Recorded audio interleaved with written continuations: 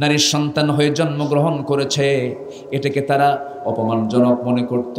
মেয়ের সন্তান হলেই এমনও নজির আছে, জীবন্ত পুঁতে হত্যা করা হতো। বিআইয়ি যামবিন কুতিলাত, কোন অপরাধে এই সমস্ত নারী, এই সমস্ত শিশুদেরকে, মেয়েদেরকে হত্যা করা হয়েছে। নারীর সন্তান কেন হলো? এই নারীর সন্তান এতটুকুই দোষ, সেটাকে প্রমাণ করে তারা জীবন্ত পুঁতে হত্যা করেছে। আমার বন্ধুগণ, আমার নবীর সামনে একজন সাহাবী, সুন্দর চেহারা, এত সুন্দর উজ্জ্বল চেহারার একজন সুন্দর সাহাবী নবীর সামনে বসেছেন, ইসলাম কবুল করেছেন। ইসলাম কবুল করার পরে তিনি চোখের পানি ফেলে ফেলে বারবার কাঁদতেছেন।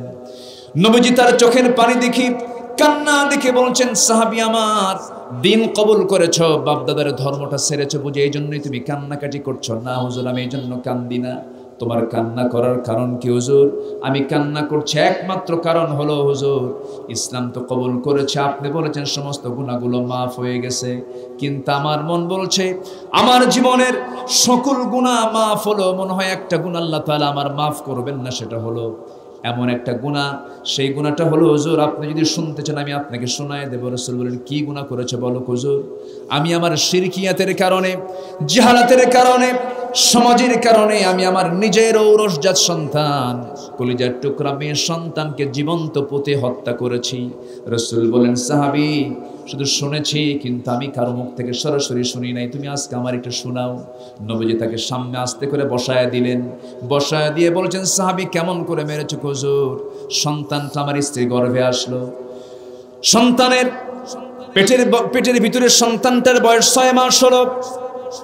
আমার স্ত্রীকে তার মায়ের বাড়ি পাঠায় দেওয়ার পূর্বে জানিয়ে দিলাম, শোনো, সন্তান যদি ছেলে হয় জীবন্ত সন্তানটা নিয়ে চলে আসবে, মৃত হলে সন্তানকে জীবন্ত পুঁতে হত্যা করবে। পাঠায় দিলাম। সন্তান ডেলিভারি হয়েছে, কিন্তু সন্তানটা যে মেয়ে হয়েছে আমাকে বলা হলো না। সন্তানটা মৃত হয়েছে আমাকে জানানো হলো, কিন্তু আমার স্ত্রী সন্তানটাকে না মেরে আমার চোখের আড়ালে বড় করতে লাগলো। 3 থেকে 4 বছর হয়ে গেছে। 5 বছর 6 বছর যখন পূর্ণ হয়ে গেল, কোনোদিন আমি তাকে দেখি নাই। হঠাৎ করে আমার সামনে একদিন আমার দৃষ্টিগোচর হলো, আমার মতো ভ্রু, আমার মতো হাত, আমার মতো পা, আমার মতো চেহারা, ফুটফুটে সুন্দর চেহারা। আমি চট করে তার হাতটা চেপে ধরে তার দিকে তাকায় থেকে বলছে, সত্যি করে বলো তো তোমার বাড়িটা কোথায়? আমি আমার স্ত্রীর কাছে নিয়ে আসলাম। স্ত্রীর কাছে নিয়ে এসে বলছি, স্ত্রী সত্যি করে বলো তো এই সন্তানটা কার সন্তান? আমার স্ত্রী সেই সময় কাঁপতে কাঁপতে সব সত্য যখন বলে ফেলেছে, আমি কিছুই বললাম না, টেকনিক করলাম, কৌশল আটালাম, একটা ফন্দি আটালাম। সন্তানকে অভিনয় করে কোলের মধ্যে উঠায় নিয়ে আদর করছে। সন্তানটা দারুণ খুশি হয়ে গেছে। আমি আমার স্ত্রীকে বললাম, শোনো আমার স্ত্রী, সন্তানটাকে সুন্দর করে সাজিয়ে দাও, গুছিয়ে দাও, আমি ওকে নানির বাড়িতে নিয়ে যাব, নানির বাড়িতে বেড়াতে নিয়ে যাব। সন্তানটা আমার দারুণ খুশি হয়ে দৌড় মেরে আমার কোলের মধ্যে এসে আমার গালে চুমা খায়, কপালে চুমা খায়। সন্তানটা আমাকে দারুণভাবে মোহাব্বত করতে থাকে, কিন্তু আমার ভিতরে আমি ফন্দি আটালাম, রওনা দিলাম। সুন্দর কাপড় তাকে সাজিয়ে দিল, গুছিয়ে দিল, নানির বাড়ির দিকে রওনা করলাম। সেই দিকে না গিয়ে সামনে একটা জঙ্গল পেলাম, জঙ্গল পার হয়ে গেলাম। ঠিক দুপুরবেলা হাতের মধ্যে কোদাল নিয়া মাটি খনন করতে লাগলাম। আমার শরীর থেকে ঘাম ঝরতেছে। মেয়েটা বারবার বলে, বাবা নানির বাড়ি কখন যাবে, নানির বাড়ি কখন যাবে? কিচ্ছু বললাম না, কোনো জবাব দিলাম না। আমি যখন কোদাল দিয়ে যখন মাটি খনন করছিলাম, দুপুরবেলা প্রচণ্ড রোদ, আমার শরীর থেকে ঘাম ঝরতেছিল। আর সেই ছোট্ট মেয়েটা হুজুর গামছা দিয়ে আমার সেই ঘামগুলো বারবার মুছে মুছে দেয়, বারবার মুছে মুছে দেয়। আমি কোদাল মারতেছি, গর্ত খনন করছি, আমার দাড়ির ভিতরে ছিটকে এসে মাটিগুলো পড়তেছে। আমার মেয়েটা কুচি হাত দিয়ে খেলাল করে করে আমার দাড়িতে লেগে থাকা সেই মাটিগুলো সরায় সরায় দেয়, আর বলে, আব্বা নানির বাড়ি কখন যাবে? কিচ্ছু বললাম না। গর্ত খনন যখন শেষ হয়ে গেল, মেয়েটাকে আস্তে করে বললাম, মা দেখো তো গর্ত খননটা কেমন হয়েছে। আমার মেয়েটা আস্তে করে সরল মন নিয়া, সরলতা দেখিয়ে মেয়েটা গর্তের কাছে চলে আসলো। উপর হয়ে যখন গর্তের ভিতরের দিকে যখন তাকাতে নিয়েছে, পিছন দিকে আমি চলে আসলাম।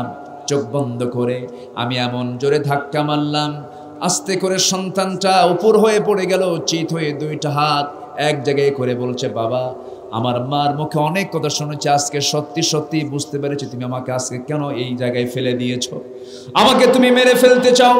বাবা আমি তোমার কাছে আজকে প্রাণ ভিক্ষা চাচ্ছি, একটা বারের জন্য আজকে তুমি আমাকে প্রাণ ভিক্ষা দিয়ে দাও। প্রয়োজনে ভিক্ষা করে খাবো, কিন্তু তোমার সামনে আমার চেয়ার আমি কখনো দেখাবো না।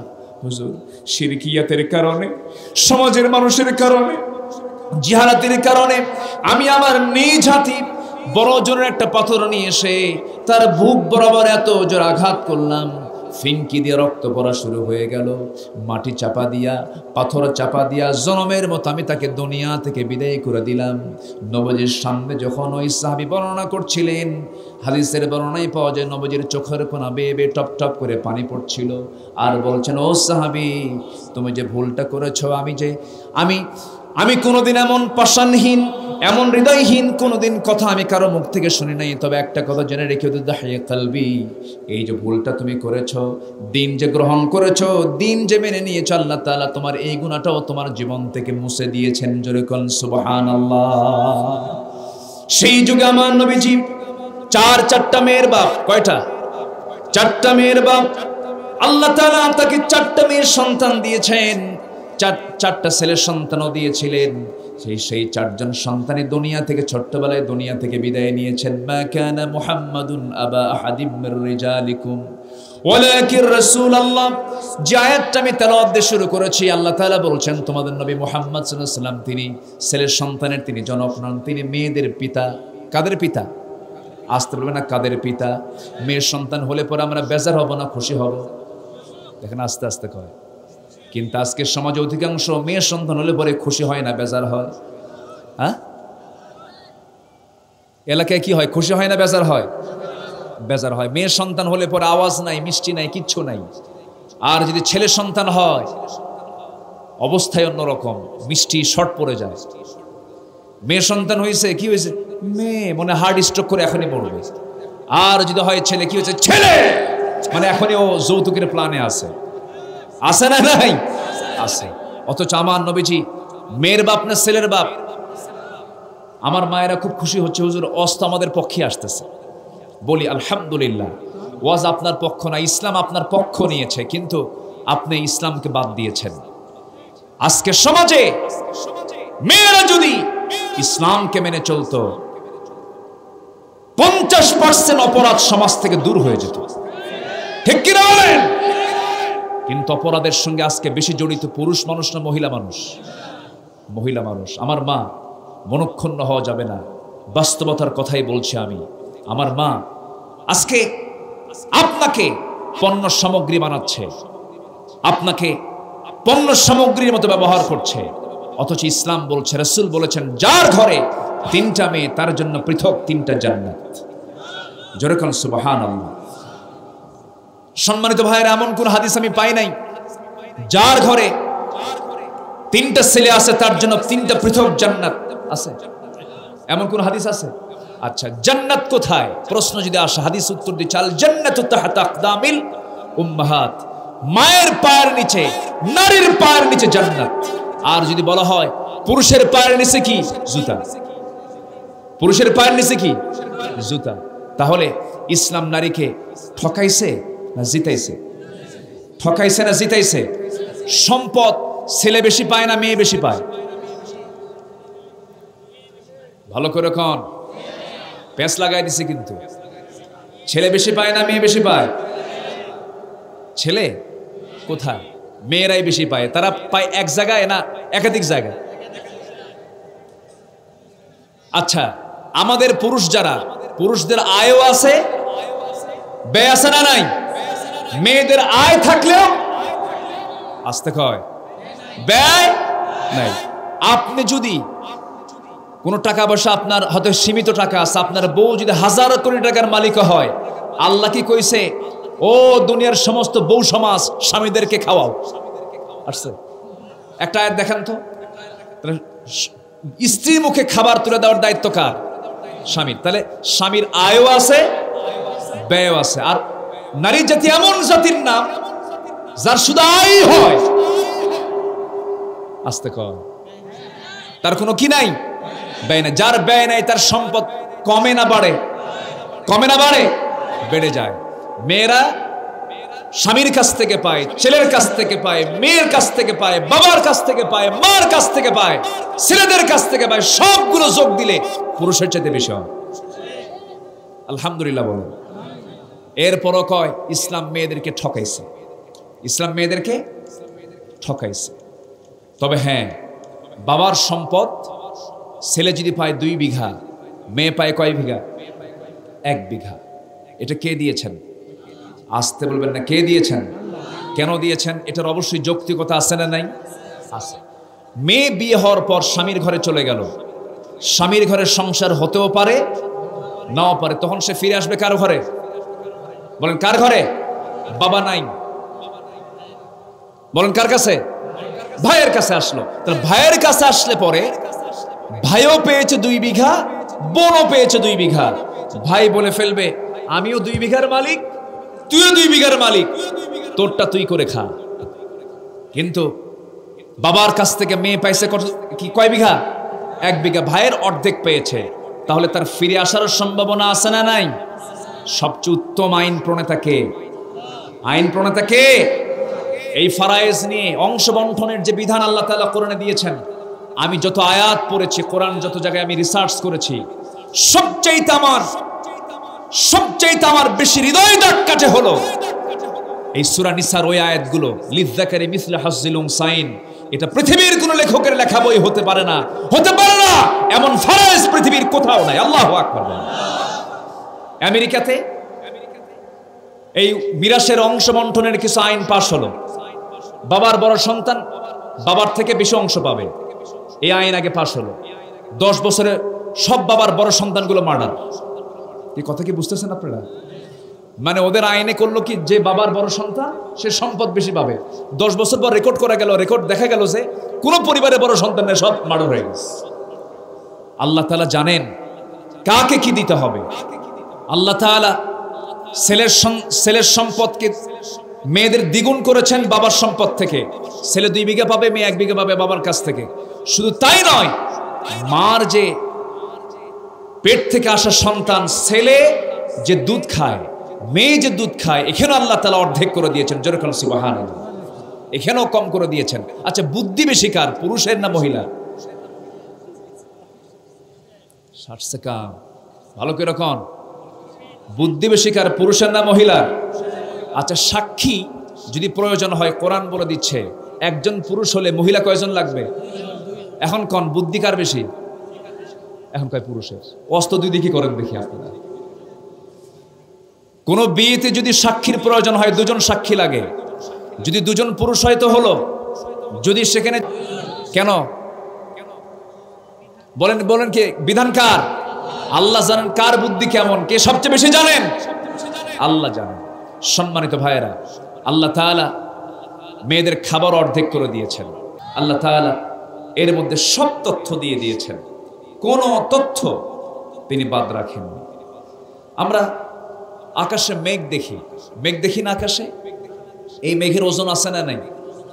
আমি বিমানে চড়ে হঠাৎ করে সেদিন আমার মনে হলো, আমি কাতার থেকে দেশে ফিরছিলাম, তো বিমানে যারা উঠেছেন, মানে বিমানে মেঘের উপরে যখন বিমানটা থাকে, বিশাল স্তর, মেঘের একটা বিশাল স্তর দেখা যায় সেখানে।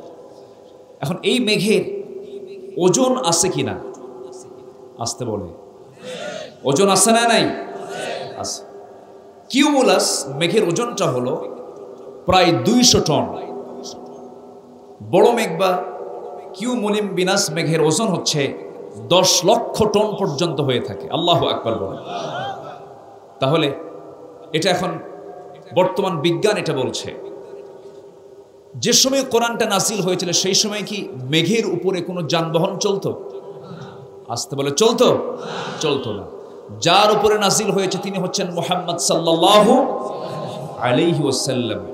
তিনিও কখনো এত উপরে চড়েন নাই। আল্লাহ তাআলা তাকে মেরাজে নিয়েছেন, আল্লাহ তাআলা নিয়েছেন, কিন্তু মানুষ এরকম কোনো দ্রুতগামী যানবাহনে চড়তে পারে নাই যা এখন মানুষ চড়ে। একটা পাখি বেশি ওড়ে না মানুষ বেশি ওড়ে? পাখি না মানুষ? এখন মানুষই তো বেশি ওড়ে। তা আমার মনে হলো যে এই মেঘমালাগুলোর ওজন আছে নাকি। পরে আমি একটু গবেষণা করে দেখি, না, এটার ওজনও আছে।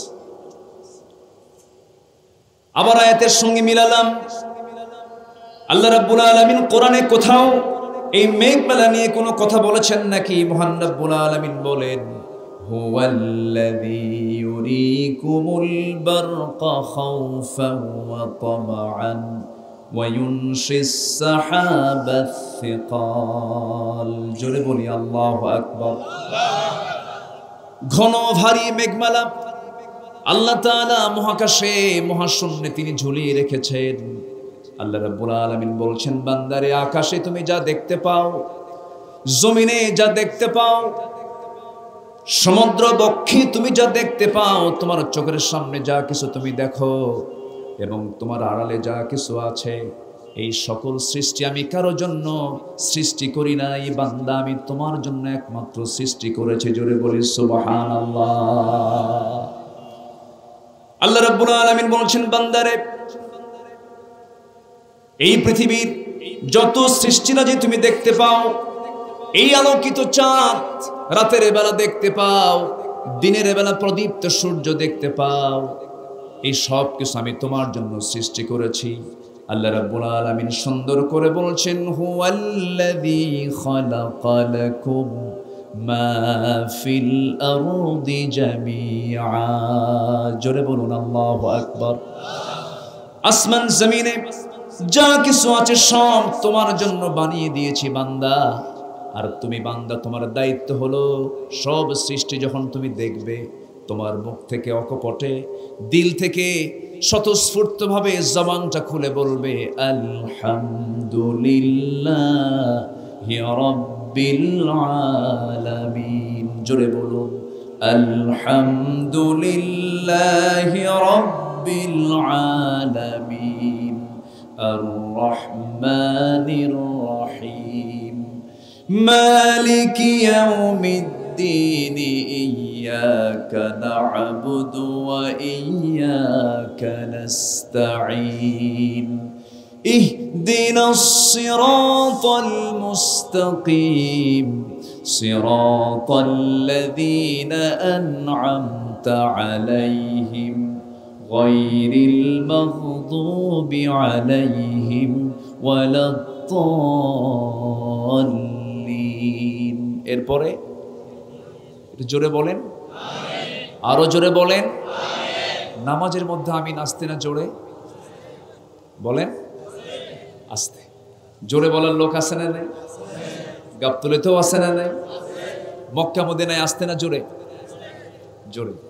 মক্কা মদিনায় জোরে হয়। আসতেও বলতে পারেন, অথবা যদি কেউ আমিন নাও বলে তাও নামাজ হয়ে যাবে। যদি কেউ আমিন নামাজের ভিতরে হয়তো বলতে পারে নাই, বলে নাই, তাও নামাজ হয়ে যাবে। কিন্তু এই আমিনকে কেন্দ্র করে মারামারি আসে না নাই? তাহলে মারামারি করা ভালো? আস্তে মারামারি করা ভালো। যে আমিন আপনি যদি নামাজে নাও বলেন, আপনার আমল থেকে, সওয়াব থেকে বঞ্চিত হলেন। কারণ আপনি আমিন যখন বলবেন, আপনার সঙ্গে সমস্ত ফেরেশতারও আমিন বলবে, বিশাল সওয়াব। কিন্তু এই আমিনকে কেন্দ্র করে, আমিন জোরে বলবো না আস্তে বলবো, এটাকে কেন্দ্র করে আপনি যে গ্রামে 200 মুসল্লি, সেই গ্রামে আপনি 2টা মসজিদ বানাবেন, এটা কি মুসলমানদের ঐক্যের কোনো লক্ষণ? ভ্রাতৃত্বের কোনো লক্ষণ? এই সমস্ত নজির তো আমার দেশে নাই। আসতে বলে আছে না নাই? আচ্ছা, আমি কি কথা বলবো? কোন আপত্তি আছে? কোন টেনশন আছে? আমার এমপি মহোদয় ডান পাশে বসা, উনি আমাকে কানে কানে বললেন এবং বক্তৃতাও বললেন যে কোরআন খুলে আপনার মনে যা আসে তাই বলবেন, কিন্তু শর্ত হলো কোরআনটা সামনে নিয়ে বলবেন। আচ্ছা, কোরআন কি চুরির কথা বলে? ডাকাতির কথা বলে? আচ্ছা, সুদের কথা বলে? সুদ খেতে বলে? আচ্ছা, তাহলে আমার দেশে মানুষ বেশি না চোর বেশি? ভালো করে বলেন, চোর বেশি। সম্মানিত ভাইয়েরা, কষ্ট পাচ্ছেন নাকি আপনারা? তাহলে ইসলামে চুরি করা হালাল না হারাম? আসতে বলবেন না, হালাল না হারাম? আমাদের সমাজে চুরি করা কি হালালই তো? হালাল। কেন হালাল? উনি আবার এটার মাসালা বের করে নিয়েছেন, ফয়সালা নিয়েছেন। হুজুর যা করছি করছি, শেষ জীবনে 3 চিল্লা দেব, আর শেষবার জীবনের শেষ সময়ে লম্বা একখান দাঁড়িয়ে রাখবো, জিব্রাইল ফেল, চলে যাব মক্কা মদিনা, জমজম কূপের পানি দিয়া গোসল করব, সব গুনাহ ধুইয়া মুছে সাফ, আল্লাহ আমারে জান্নাত না দিয়ে যাবে কোন? এরকম ভ্রান্ত চেতনার কিছু মানুষ আছে না নাই? খালি খোঁজে যে সস্তা জান্নাত কোন দিক দিয়ে পাওয়া যায়। আছে না নাই? সস্তা দিয়ে যদি জান্নাত পাওয়া যেত, নবীর দেহ থেকে কেন রক্ত ঝরল? সস্তা জান্নাত যদি পাওয়া যেত, নূহ আলাইহিস সালাতু ওয়াস সালাম ইন্নী দাউতু কওমি লাইলা ওয়া নাহারা, দিন রাত দাওয়াত দিয়ে তার হাতে ইসলাম কবুল করেছে মাত্র 70 থেকে 80 জন। তার কওমের লোক তাকে মেরে রক্তাক্ত করে রাস্তায় ফেলে দিয়ে গেল কেন? যাকারিয়া আলাইহিস সালাতু ওয়াস সালামকে করাত দিয়ে চিরে কেন হত্যা করা হলো, শহীদ করা হলো? ইয়াহইয়া আলাইহিস সালাতু ওয়াস সালামকে জবহ করে নবীর মাথা রানীর সামনে কেন উপস্থাপন করা হলো? তাহলে জান্নাত কি সত্যি কি সস্তা কোনো পথ? আসতে বলবেন না, সস্তা কোনো পথ? জান্নাতে যাওয়ার জন্য আমরা ফেল করব না পাস করব? ফেল করতে চাই না পাস করতে চাই? সেই 5 নাম্বার তোলার জন্য কোন কিতাব দরকার? এই জন্য কোরআন শুনবো বেশি, গান শুনবো। গান শুনবেন তা? গান শোনা যাবে? গানের কাছে যাওয়া যাবে? আমার দেশে গান বাজনা আছে না নাই? গান বাজনা আছে। নষ্ট হওয়ার জন্য সকল পথ ক্লিয়ার, ভালো হওয়ার জন্য সকল পথ রুদ্ধ। আজকে আপনি ভালো কাজ করতে যাবেন, ভালো কিছু করতে যাবেন, আপনার সামনে বাধা, আপনার সামনে অনেক রেস্ট্রিকশন দেওয়া হয়। আজকের সমাজে পর্দার পরিবেশ বেশি না বেপর্দার পরিবেশ বেশি? বলেন। বেপর্দার পরিবেশ বেশি। বেপর্দার সমাজে আপনার বউটাকে আপনি পর্দায় রাখবেন, সবাই বেপর্দায় থাকে, আপনার বউটা পর্দায় রাখা তার জন্য কষ্ট না কঠিন? একটু কঠিন হয়ে যায়। আজকের সমাজে সুদ চালু না যাকাত চালু? কোনটা বেশি? ও যাচ্ছেন? আচ্ছা জি, তো আপনি চলে গেলেন, আমিও যাই তাহলে। আমি কি যাবো সাথে? আমি থাকবো? আচ্ছা, আমরা এমপি মহোদয়ের জন্য দোয়া করি, খুব সফট মানুষ, নরম মানুষ। আল্লাহ তুমি তাকে দ্বীনের জন্য, কোরআনের জন্য কবুল করে নাও। ওমরের যোগ্য উত্তরসূরি তুমি আল্লাহ তাকে বানায় দাও। জোরে বলি আল্লাহুম্মা আমিন। সম্মান দেওয়ার মালিক কে? ইজ্জত দেওয়ার মালিক কে? আল্লাহ তাআলা। ঠিক আছে, বসেন। যাবেন? আপনিও চলে যাবেন? আমি তো এতিম হয়ে গেল। সবাই চলে যাবেন, তাহলে এই সামনে পিছনের লোকগুলো সামনে এসে বসেন। জি জি, একটু বসেন। যারা সামনের সিটগুলো একটু ফিল আপ করেন, বসেন সবাই। এতগুলো মানুষ সামনে আমি রেখে চলে গেলে তো এটা বেমানান হয়ে যায়। আমি আছি ততক্ষণ, আপনি আছেন যতক্ষণ। জোরে বলি ইনশাআল্লাহ, জোরে বলি ইনশাআল্লাহ। বসেন না সামনে, আসেন, বসেন, বসে পড়েন। আমরা প্লিজ আর কোনো কথা না বলি, আসুন আমরা আবার আলোচনার দিকে ফিরে যাচ্ছি। তাহলে আজকের সমাজে সুদ বেশি না যাকাত বেশি? বলেন বলেন। গাবতলীতে সুদ নাই তো?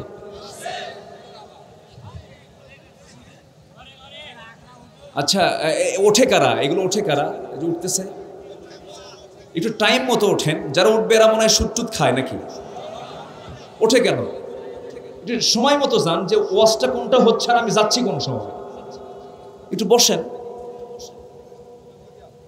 তাহলে এখন বলেন তো, কোরআনের আলোচনা শুনে সুদখোর কি খুশি হবে? আসতে বলে, সুদখোর কি খুশি হবে?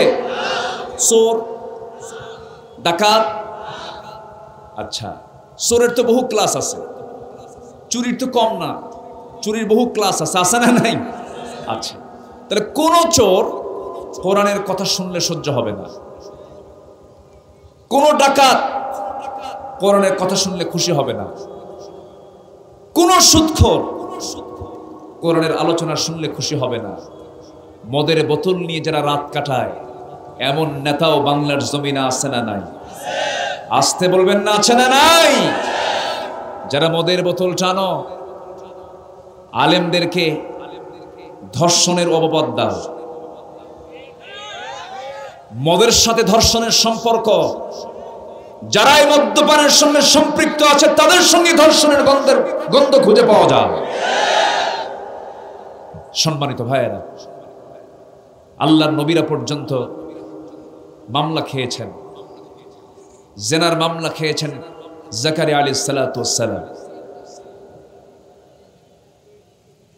জেনার মামলা দেওয়া হয়েছে সাইয়েদনা ইউসুফ আলাইহিস সালাতু ওয়াস সালামের উপরে। তার কোনো দোষ ছিল না, জেলখানার মধ্যে ঢুকায় দেওয়া হলো, কোনো অপরাধ ছিল না। তাহলে জেল খেটেছেন নবীরা, জেল খাটা খারাপ না ভালো? চুরি কইরা, আসতে কয়, চুরি কইরা কার পথে টিকে থেকে? আসতে বলবেন না, কার পথে টিকে থেকে? আল্লাহর পথে। আমার ভাইয়েরা, বহু কথা আছে, বহু আলোচনা আছে, একটু আগে ভাগে উঠায় দিলে সুন্দর করে সময় করে কথা বলার সুযোগটা পেয়ে যেতাম। যেহেতু শেষ ক্লাসে বসেছি, আপনাদেরকে বিরক্ত করে বেশি সময় নেব না। তবে যে মাসে আমরা আজকের মাহফিলে হাজির হয়েছি, এই মাসেই জন্ম নিয়েছেন মুহাম্মদ সাল্লাল্লাহু, এই মাসেই মৃত্যুবরণ করেছেন মুহাম্মদ সাল্লাল্লাহু আলাইহি ওয়াসাল্লাম। আমার নবীজির সিরাত থেকে কিছু কথা আমার আগের মেহমান বলে গেছেন, কিন্তু আমার নবীর জীবনে যদি কেউ আলোচনা করতে যায় শুরু হবে শেষ হবে না, কারণ আমার নবীজির চরিত্র ছিল কোরআনের চরিত্র। যেরকম সুবহানাল্লাহ, কোরআন যে চরিত্র শিখায় আল্লাহ তাআলা আমার নবীকে সেই চরিত্রই দিয়েছেন। জোরে বলে সুবহানাল্লাহ। সম্মানিত ভাইয়েরা, আমি আপনি যে চরিত্র গঠন করতে চাই, আমি আপনি যে আদর্শ ফলো করতে চাই, আমার আদর্শ, আমার চরিত্রের মডেল পৃথিবীতে একজনই হবেন। তিনি কে বলেন তো? জোরে বলেন, মুহাম্মদ সাল্লাল্লাহু আলাইহি ওয়াসাল্লাম। তিনি হবেন আমার চারিত্রিক মডেল। তিনি কেমন করে খেতেন, তিনি কেমন করে ঘুমাতেন, তিনি কেমন করে চলতেন, তিনি কেমন করে, আসতে বলবেন না, আছে না নাই? আচ্ছা। সম্মানিত ভাইয়েরা, ইমাম নামাজ পড়ান, আমরা তার পিছনে ইক্তেদা করি। ইমাম যদি নামাজের মধ্যে কোনো ভুল করে ফেলেন, আমরা পিছন থেকে তখন কি দেই? কেন? ভুল হয়ে গেছে, কারণ সে আল্লাহ তাআলার যে নির্দিষ্ট হুকুম, যে নিয়ম পদ্ধতি, সেটা সে কি রং করেছে, ভুল করেছেন, সঙ্গে সঙ্গে আমরা তাকে লোকমা দিয়ে বলি সোজা হয়ে যায়। এরপরও যদি সোজা না হয় তখন কি করি? আবার লোকমা দিই। আপনি 3 বার পর্যন্ত আপনি তাকে সতর্ক করার পরেও সেই ইমাম তবুও ঠিক হয় না, ভুলটা সংশোধন করে না, সেই সময় আপনি কি করবেন বলেন? বাতিলটা করবেন কেমনে? নামাজ তো শুরু হয়ে গেছে, নামাজ শেষ করে ফেলবে কেমনে? ভুল হয়ে গেছে তো। ইবনে হাজার আসকালানী রাহমাতুল্লাহ আলাইহি তিনি বলেছেন, ওই সময় ওই মুসল্লিদের মধ্যে সবচাইতে ইমামের পেছনে বরাবর যে লোকটা দাঁড়িয়েছে তার দায়িত্বটা হলো নামাজটা ওই সময় ভেঙে ফেলে দিয়ে তার হাতটা তার ঘাড়ের কাছে নিয়ে গিয়ে ঘাটটা শক্ত করে ধরে সেখান থেকে একটানে মসজিদ থেকে তাকে বের করে দিতে হবে, কারণ সে স্বৈরাচার। আস্তে কোন কেন, জোরে বলেন ঠিক কিনা? তাহলে ইমাম যদি আল্লাহ তাআলার কোনো বিধানকে লঙ্ঘন করার কারণে তাকে যদি মসজিদ থেকে অপসারণ করার জন্য মুসল্লির দায়িত্ব হয়ে যায়, ঠিক তেমনি সমাজের নেতৃত্ব দেওয়ার জন্য কিছু ইমাম আছে না নাই? আসতে বলবেন না, আছে না নাই? তাদেরও লোকমা দেওয়ার দরকার আছে না নাই? লোকমাতে যদি কথা না শোনে তাদেরকে ঘাড় ধাক্কা দিয়ে সমাজ থেকে বের করে দিতে হবে। মুসলমান রাজি আছেন? কারা কারা হাত উঁচু করে দেখান।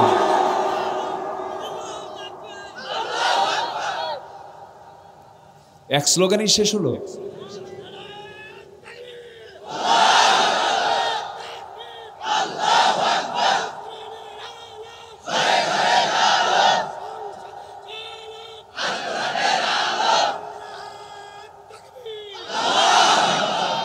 আল্লাহ কবুল করুন, জোরে বলি আমিন, আরো জোরে আমিন। সম্মানিত ভাইয়েরা, এই কাজ আপনি যখন করতে যাবেন তখন কি একা হবে? একা পারবেন না? শক্তির দরকার, শক্তির দরকার আছে না নাই? ম্যান পাওয়ার, মানুষ দরকার আছে না নাই? একটা টিম দরকার, একটা দল দরকার। সে দলটা কার দল? আসতে বলবেন না, কার দল? আমি আজকে যে সূরা থেকে তেলাওয়াত করেছি সেই সূরার নামই হলো দল। সেই সূরার নাম কি? দল। আহজাব, দল সমূহ, দল সমূহ। সেই সূরা থেকে দুটো জায়গা থেকে আমি দুটো আয়াত তেলাওয়াত করেছি। এই দুটো আয়াতকে সামনে রেখে আমি কিছু কথা ইতিমধ্যে বলে ফেলেছি। আমি কথা বাকিটাও বলবো, জোরে বলি ইনশাআল্লাহ। শুধু আপনি হাজার হাজার মানুষ এই আলোচনা শুনছেন তা নয়, আমার ডানে বামে এতগুলো ক্যামেরা আমার দিকে তাক করানো আছে। এগুলো কি বসে আছে? এগুলো শুনতেছে এবং শোনাবে আগামীকাল থেকে। কোটি কোটি মানুষের মাঝে এটা ডেলিভারি হয়ে যাবে। আমার প্রত্যেকটা কথা, সেকেন্ড কোথায় কোন কথা আমি প্রয়োগ করছি সব অটো রেকর্ড হয়ে যাচ্ছে। সম্মানিত ভাইয়েরা, মাহফিল অঙ্গনে আজ আমার প্রায় 24 থেকে 25 বছর। আমি চেষ্টা করেছি, এই গ্রামে আমি এসেছিলাম আজ থেকে 13 বছর আগে। আজ ঠিক কে কইছে? ঠিক শুনছেন? আচ্ছা ঠিক আছে, 13 বছর আগে আমি এসেছিলাম মনে হয় ওই পাশে, পশ্চিম পাশে। আমার আপনি সভাপতি ছিলেন, দাড়ি একটু বেশি পেকে গেছে এখন।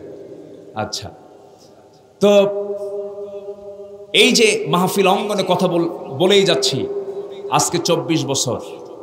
এমনও বাংলার জমিনে দিনের খেদমত করে গেছেন, 50টি বছর দিনের প্রচার করেছেন, 13টি বছর জেল খেটে শাহাদাতের পরিচয় দিয়ে দুনিয়া থেকে বিদায় নিয়েছেন,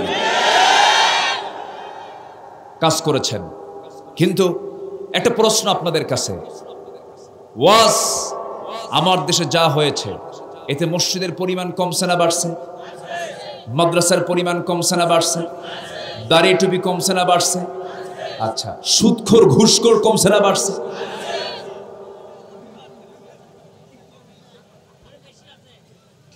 আমার কথা কি বোঝা যায়? তাহলে মসজিদও বাড়লো, মাদ্রাসাও বাড়লো, আলেম ওলামাও বাড়লো, সুদও বাড়লো, ঘুষও বাড়লো, জিনাও বাড়লো। এটা তো বাড়ার কথা ছিল না। কেন বাড়লো? এটা বন্ধ হবে কেমনে? শুধু ওয়াজ করে এগুলো কখনো বন্ধ করা যাবে না। কোরআনের আইন দিয়ে বন্ধ করতে হবে মুসলমান। এই কথা যখনই বলতে যাবেন, যারা মদের পাড়ায় মদ খায় ওদের দারুণ গা জ্বালা শুরু হয়ে যায়। ওরা কি সহ্য করতে পারে? সহ্য করতে পারে না। সম্মানিত বন্ধুগণ, সম্মানিত দ্বীনী ভাইয়েরা, আমার নবীজি যে সমাজ এসেছিলেন সেই সমাজে সুদ ছিল, ঘুষ ছিল, খুনকবদলা খুন ছিল, মদের বোতলও ছিল। আমার নবী যে সমাজে জন্মগ্রহণ করেছিলেন, কিন্তু আমার নবীজি নবুয়ত পাওয়ার পর যে দাওয়াতি কাজ শুরু করলেন, সে দাওয়াতি কাজে শেষ ফলাফল হলো তার যে দিন দাওয়াতের যে প্রচেষ্টা, সেই সমাজে কি শেষ পর্যন্ত রাসূল যখন ক্ষমতার মসনদে বসলেন সুদ ছিল? সুদ ছিল, জেনা ছিল, ব্যভিচার ছিল? ওটা কি এমনি এমনি আসছে? এমনি এমনি আসে নাই। একটু প্রেক্ষাপটটা একটু জানা দরকার। রাসূলের জীবনটা জানলেই আমরা মোটামুটি ইসলাম সম্পর্কে আমাদের একটা সঠিক ধারণা চলে আসবে, চলে এসে যায়। আমরা কম বেশি সবাই জানি, কিন্তু বিষয়টা হলো বাস্তব জীবনে আমরা প্রয়োগ করতে জানি না। সম্মানিত ভাইয়েরা, বাস্তব জীবনে যার প্রয়োগ নাই, রাসূলকে খুব ভালোবাসে নামাজে, রাসূলকে খুব ভালোবাসে সুরমা দেওয়ার সময়, রাসূলকে খুব ভালোবাসে মিষ্টি খাওয়ার সময়, রাসূলকে খুব ভালোবাসে মিসওয়াক করার সময়, কিন্তু আল্লাহর জমিনে সুদ উৎখাত করতে হবে, আল্লাহর জমিন থেকে জেনা বন্ধ করতে হবে, পর্দার পরিবেশ নিয়ে আসতে হবে। এটার জন্য চেষ্টা করলে যে হামলা মামলা হবে, সেই দিকে যায় না, যায় না, যায় না। আছে না নাই? আসতে বলবেন না, আছে না নাই? আচ্ছা, এটার নাম মুসলমান নয়। আল্লাহ রাব্বুল আলামিন বলেন, বান্দারে কিতাবের কিছু অংশ মানবি, কিছু অংশ মানবে না, তা হবে না, তোমাকে পুরোপুরি মানতে হবে। আফাতুমিনুনা বিবাদিল কিতাবি ওয়া তাকফুরুনা বিবাদ। তুমি কিতাবের কিছু অংশ মানবে, কিছু অংশ মানবে না, তা হবে না, তোমাকে পুরোপুরি মানতে হবে। আংশিক মানার নাম মুসলমান নয়।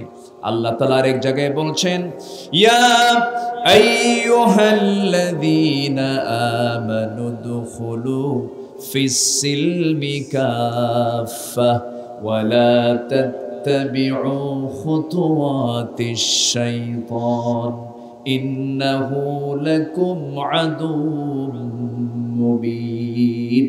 জোরে বলুন আল্লাহু আকবার। ইসলামের ভিতরে পুরোপুরি দাখিল হয়ে যাও। আংশিক ঢুকবে, আংশিক ঢুকবে না, তা হবে না, তা হবে না। আবু জেহেল কিন্তু বলেছিল, মুহাম্মদ শোনো, তোমার ধর্ম থেকে যাক, আমার ধর্ম থেকে যাক, তুমি আমার ধর্মের বৈধতা দিয়ে দাও, আমি তোমার ধর্মের বৈধতা দিয়ে দেব। মদের বিরুদ্ধে কথা বলো না, জেনার বিরুদ্ধে কথা বলো না। তোমার ধর্ম 6 মাস, আমার ধর্ম 6 মাস। নবী সেই সময় এই কথাগুলো শুনে রাসূল বললেন, চাচা, যে প্রস্তাবটা দিয়েছেন আল্লাহ তাআলা চূড়ান্ত ফয়সালা করেছেন।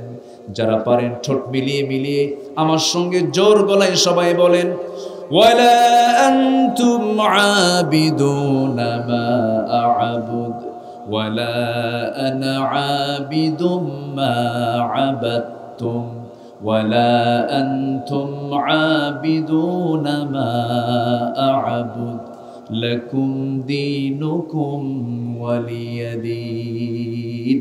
জোরে বলুন আল্লাহু আকবার। ও চাচা, তোমরা যার গোলামি করো, আমি তার গোলামি করি না।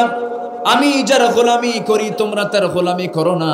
তোমার দিন তোমার কাছে, আমার দিন আমার কাছে।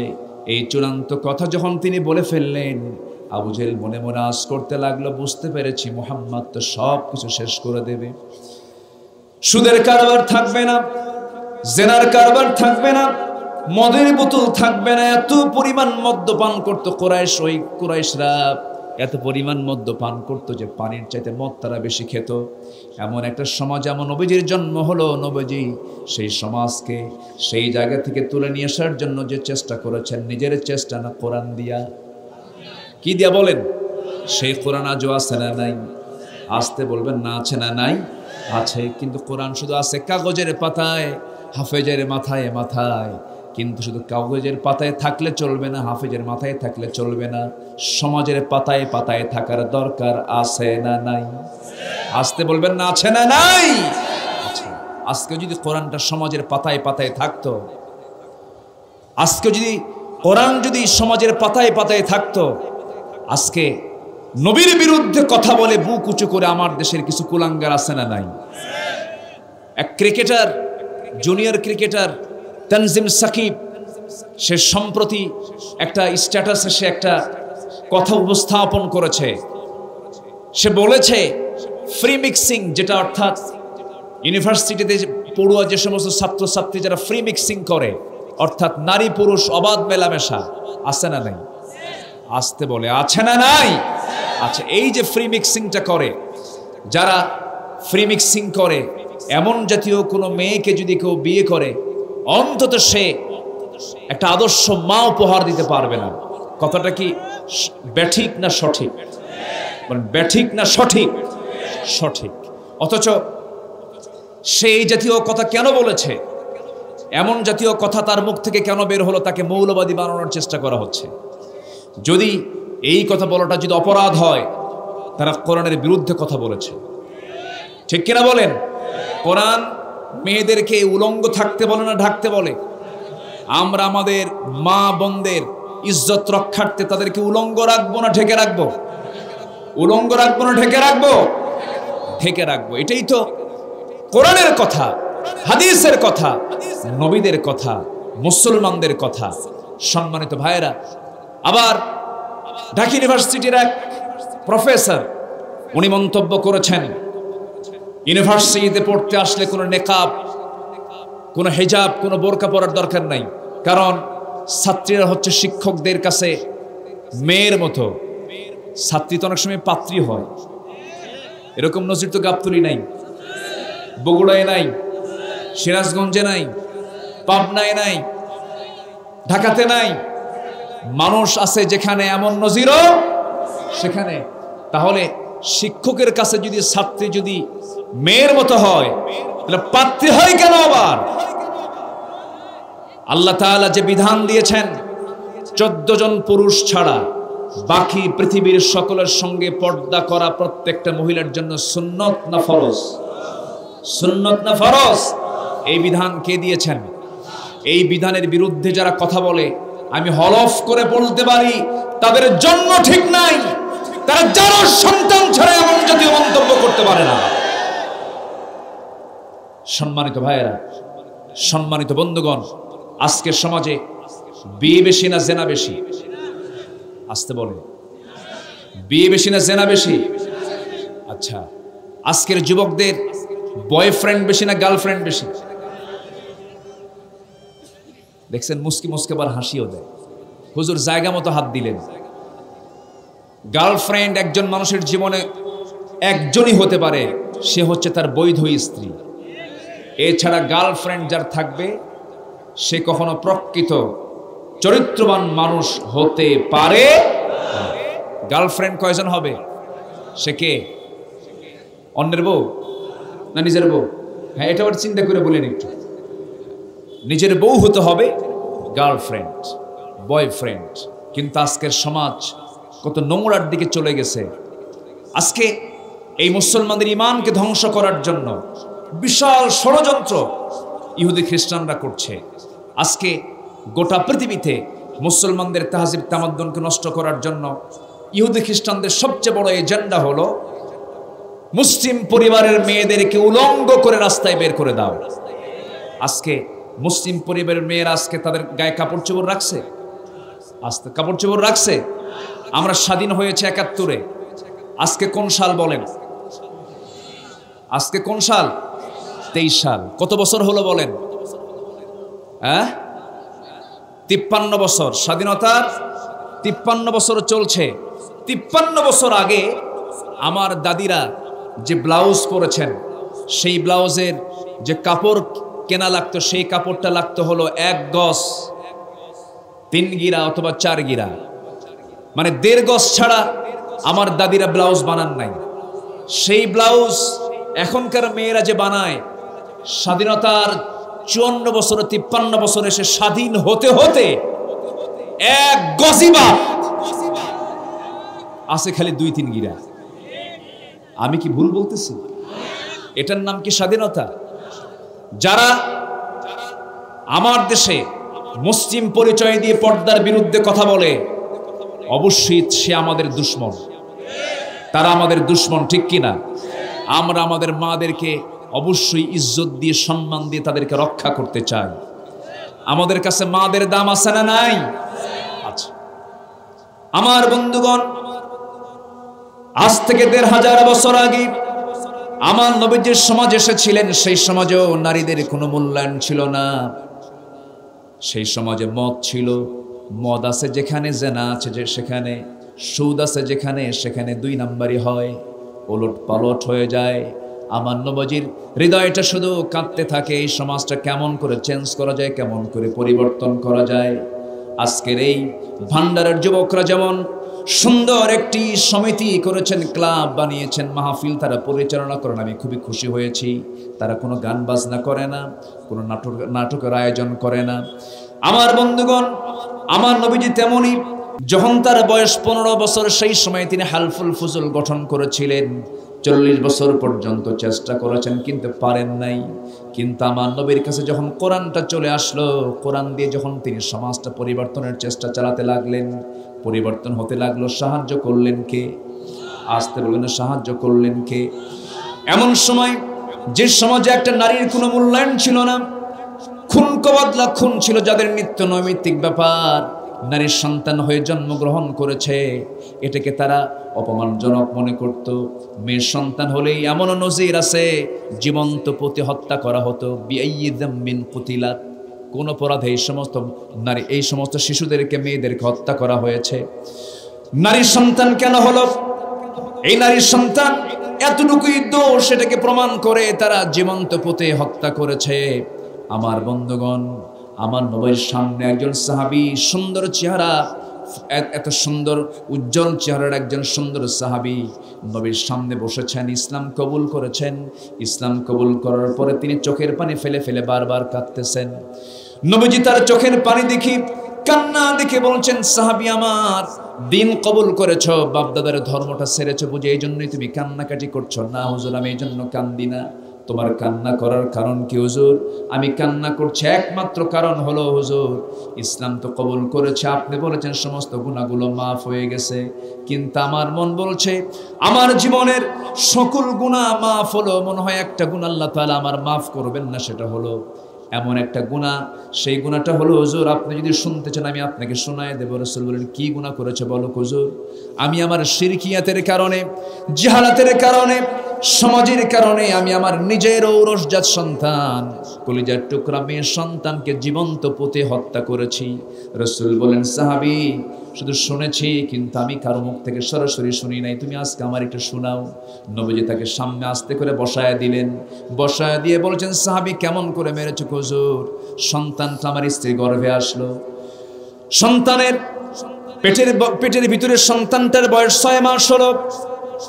আমার স্ত্রীকে তার মায়ের বাড়ি পাঠায় দেওয়ার পূর্বে জানিয়ে দিলাম, শোনো, সন্তান যদি ছেলে হয় জীবন্ত সন্তানটা নিয়ে চলে আসবে, মৃত হলে সন্তানকে জীবন্ত পুঁতে হত্যা করবে।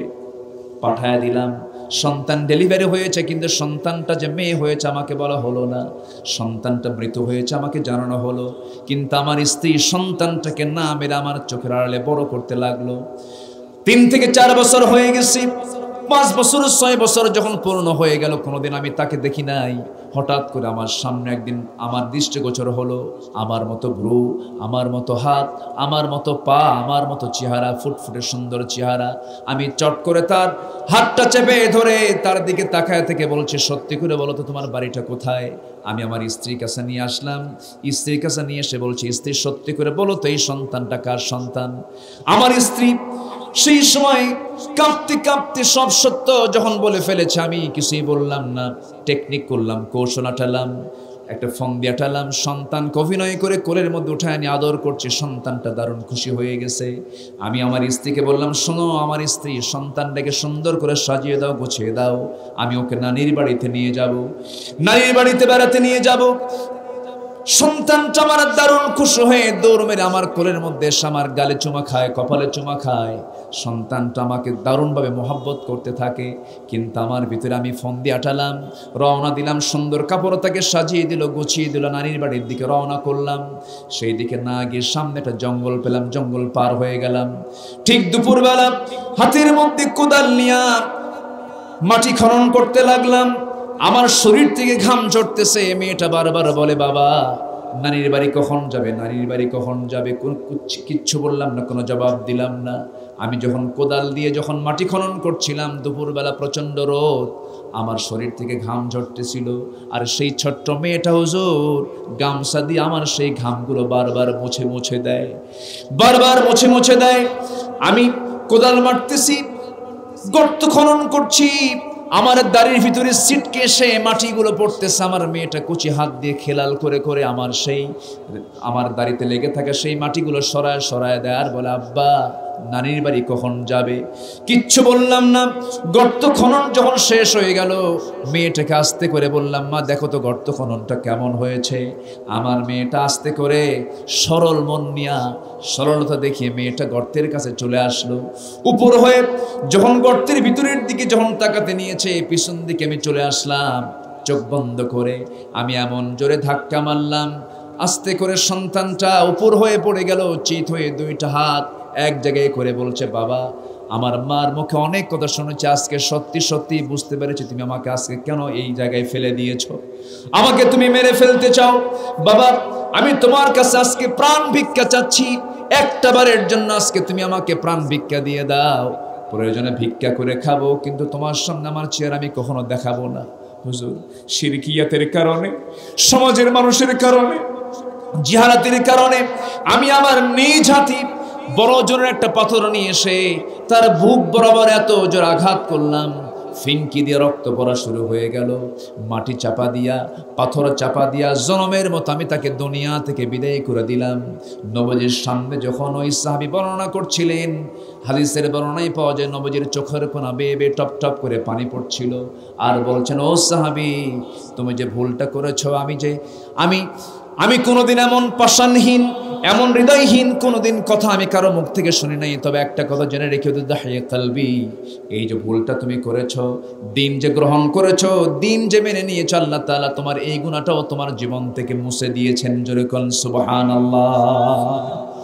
সেই যুগে আমার নবীজি চারটা মেয়ের বাপ। কয়টা? চারটা মেয়ের বাপ। আল্লাহ তাআলা তাকে চারটা মেয়ের সন্তান দিয়েছেন, চারটা ছেলের সন্তানও দিয়েছিলেন। সেই চারজন সন্তানে দুনিয়া থেকে ছোট্টবেলায় দুনিয়া থেকে বিদায় নিয়েছেন। মা কানা মুহাম্মাদুন আবা আহাদিম মির রিজালিকুম ওয়ালাকিন রাসূলুল্লাহ। যে আয়াতটা আমি তেলাওয়াত দিয়ে শুরু করেছি, আল্লাহ তাআলা বলছেন তোমাদের নবী মুহাম্মদ সাল্লাল্লাহু আলাইহি ওয়াসাল্লাম তিনি ছেলের সন্তানের তিনি জনক নন, তিনি মেয়েদের পিতা। কাদের পিতা? আসতে বলবে না, কাদের পিতা? মেয়ের সন্তান হলে পরে আমরা বেজার হব না খুশি হব? দেখেন আস্তে আস্তে কয়। কিন্তু আজকের সমাজে অধিকাংশ মেয়ের সন্তান হলে পরে খুশি হয় না, বেজার হয়। হ্যাঁ, এলাকায় কি হয়? খুশি হয় না বেজার হয়? বেজার হয়। মেয়ের সন্তান হলে পরে আওয়াজ নাই, মিষ্টি নাই, কিচ্ছু নাই। আর যদি ছেলের সন্তান হয় অবস্থায় অন্যরকম, মিষ্টি শর্ট পড়ে যায়। মেয়ের সন্তান হয়েছে, কি হয়েছে? মেয়ে, মনে হার্ট স্ট্রোক করে এখনই মরবে। আর যদি হয় ছেলে, কি হয়েছে? ছেলে, মানে এখনই ও যৌতুকের প্ল্যানে আছে। আছে না নাই? আছে। অথচ আমার নবীজি মেয়ের বাপ না ছেলের বাপ? আমার মায়েরা খুব খুশি হচ্ছে, হুজুর অস্ত আমাদের পক্ষে আসতেছে। বলি আলহামদুলিল্লাহ, ওয়াজ আপনার পক্ষ না, ইসলাম আপনার পক্ষ নিয়েছে, কিন্তু আপনি ইসলামকে বাদ দিয়েছেন। আজকে সমাজে মেয়েরা যদি ইসলামকে মেনে চলতো, 50% অপরাধ সমাজ থেকে দূর হয়ে যেত। ঠিক কিনা বলেন? কিন্তু অপরাধের সঙ্গে আজকে বেশি জড়িত পুরুষ মানুষ না মহিলা মানুষ? মহিলা মানুষ। আমার মা, মনক্ষুণ্ণ হওয়া যাবে না, বাস্তবতার কথাই বলছি আমি। আমার মা আজকে আপনাকে পণ্য সামগ্রী বানাচ্ছে, আপনাকে পণ্য সামগ্রীর মতো ব্যবহার করছে, অথচ ইসলাম বলছে, রাসূল বলেছেন, যার ঘরে 3টা মেয়ে তার জন্য পৃথক 3টা জান্নাত। জোরে কোন সুবহানাল্লাহ। সম্মানিত ভাইয়েরা, এমন কোন হাদিস আমি পাই নাই যার ঘরে 3টা ছেলে আছে তার জন্য 3টা পৃথক জান্নাত আছে। এমন কোন হাদিস আছে? আচ্ছা, জান্নাত কোথায়? প্রশ্ন যদি আসে, হাদিস উত্তর দিচ্ছে, আল জান্নাতু তাহতা আকদামিল উম্মাহাত, মায়ের পায়ের নিচে, নারীর পায়ের নিচে জান্নাত। আর যদি বলা হয় পুরুষের পায়ের নিচে কি? জুতা। পুরুষের পায়ের নিচে কি? জুতা। তাহলে ইসলাম নারীকে ঠকাইছে না জিতাইছে? ঠকাইছে না জিতাইছে? সম্পদ ছেলে বেশি পায় না মেয়ে বেশি পায়? ভালো করে কোন পেঁচ লাগাই দিছে, কিন্তু ছেলে বেশি পায় না মেয়ে বেশি পায়? ছেলে কোথায়? মেয়েরাই বেশি পায়। তারা পায় এক জায়গায় না একাধিক জায়গায়? আচ্ছা, আমাদের পুরুষ যারা, পুরুষদের আয়ও আছে, ব্যয় আছে না নাই? মেয়েদের আয় থাকলেও আসতে কয় ব্যয় নাই। আপনি যদি কোনো টাকা পয়সা, আপনার হয়তো সীমিত টাকা আছে, আপনার বউ যদি 1000 কোটি টাকার মালিক হয়, আল্লাহ কি কইছে, ও দুনিয়ার সমস্ত বউ সমাজ স্বামীদেরকে খাওয়াও? আসছে একটা আয়াত দেখান তো। স্ত্রীর মুখে খাবার তুলে দেওয়ার দায়িত্ব কার? স্বামীর। তাহলে স্বামীর আয়ও আছে, ব্যয়ও আছে। আর নারী জাতি এমন জাতির নাম যার শুধু আয় হয়, আসতে কর, তার কোনো কি নাই? ব্যয় নাই। যার ব্যয় নাই তার সম্পদ কমে না বাড়ে? কমে না বাড়ে? বেড়ে যায়। মেয়েরা স্বামীর কাছ থেকে পায়, ছেলের কাছ থেকে পায়, মেয়ের কাছ থেকে পায়, বাবার কাছ থেকে পায়, মার কাছ থেকে পায়, ছেলেদের কাছ থেকে পায়, সবগুলো যোগ দিলে পুরুষের চাইতে বেশি হয়। আলহামদুলিল্লাহ বলেন। এরপরও কয় ইসলাম মেয়েদেরকে ঠকাইছে, ইসলাম মেয়েদেরকে ঠকাইছে। তবে হ্যাঁ, বাবার সম্পদ ছেলে যদি পায় 2 বিঘা, মেয়ে পায় কয় বিঘা? 1 বিঘা। এটা কে দিয়েছেন? আসতে বলবেন না, কে দিয়েছেন? কেন দিয়েছেন? এটার অবশ্যই যৌক্তিকতা আছে না নাই? আছে। মেয়ে বিয়ে হওয়ার পর স্বামীর ঘরে চলে গেল, স্বামীর ঘরে সংসার হতেও পারে নাও পারে, তখন সে ফিরে আসবে কার ঘরে? বলেন কার ঘরে? বাবা নাই, বলেন কার কাছে? ভাইয়ের কাছে আসলো। তাহলে ভাইয়ের কাছে আসলে পরে ভাইও পেয়েছে 2 বিঘা, বোনও পেয়েছে 2 বিঘা। ভাই বলে ফেলবে আমিও 2 বিঘার মালিক, তুইও 2 বিঘার মালিক, তোরটা তুই করে খা। কিন্তু বাবার কাছ থেকে মেয়ে পাইছে কয় বিঘা?